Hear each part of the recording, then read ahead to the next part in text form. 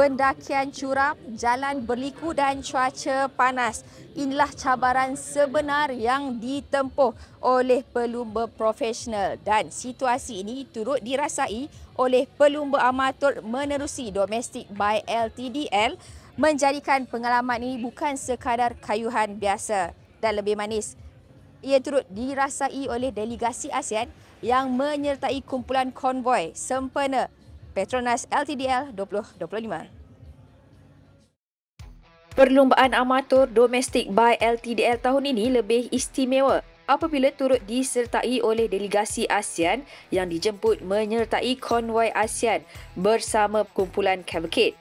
Mereka bukan sekadar hadir sebagai penonton, sebaliknya turun berkayuh melalui laluan sebenar LTDL yang lazimnya hanya ditempuhi pelumba profesional dunia.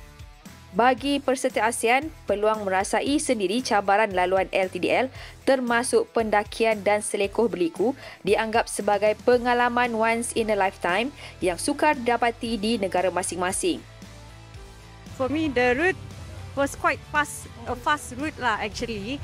Tapi yang buat tough tu, if the platoon is very high speed, then it will be very tough lah. But the overall route is actually a fast route, so a rolling route actually. But it was tough for me lah. You enjoy it? Yeah lah, 80 kilometer, cramp sudah. It was good.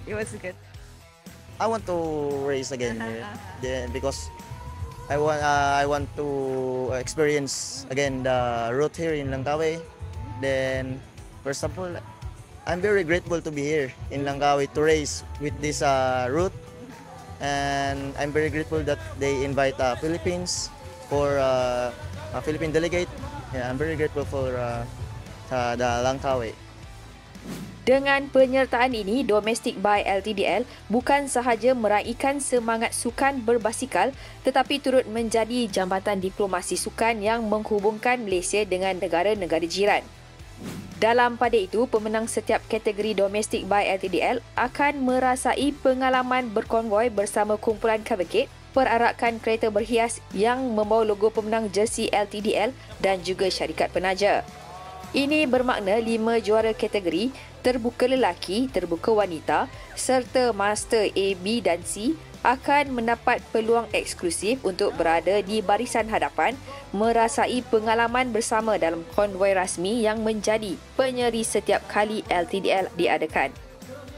So kelainan yang kita bagi tahu ada kejutan ni adalah setiap winner by kategori dia berpeluang untuk mengikuti kita punya konvoi LTDL. So pemenang ni dia boleh pilih mana dia punya stage yang dia nak ikut, tapi kita akan tempatkan dalam cavalcade lah.